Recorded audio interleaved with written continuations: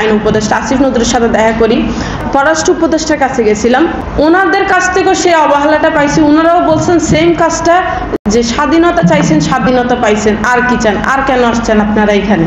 পররাষ্ট্র উপদেষ্টার কাছে গেছিলাম 20শে সেপ্টেম্বর, আমরা ওনার কাছে গেছিলাম। ওনার কাছে যাওয়ার পরে উনি আমাদেরকে 5.5 ঘন্টা বসায় রাখছিলেন। 5.5 ঘন্টা বসায় রাখার পরে উনি আমাদের সাথে কিন্তু দেখা করেন। বেসিক্যালি ওই জায়গাটা আমি ছিলাম, তো 5.5 ঘন্টা বসায় রাখার পরে উনি আমাদের সাথে কিন্তু দেখা করেন। উনি একটা প্রেস ব্রিফিং ছিল নিচে, উনি চলে যাচ্ছে। আমি স্যার বলে ওনাকে 2 বার পর্যন্ত ডাকছি, উনি কিন্তু শুনে নেই।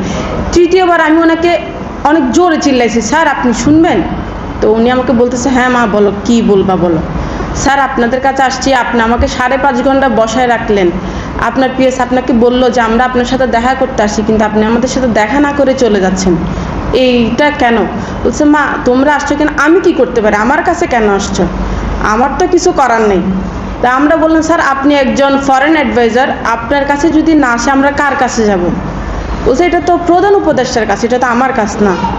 যাওয়ার যদি লাগে সেটা হচ্ছে আপনাদের মাধ্যমে আমরা যাইতে পারি, যদি আপনারা যদি আমাদেরকে সুযোগ সুবিধা করে দেন তাহলে আমরা যাইতে পারি। স্যার বললো, কেন তোমরা স্বাধীনতা চাইছো, স্বাধীনতা পাইছো, আর কি চাও?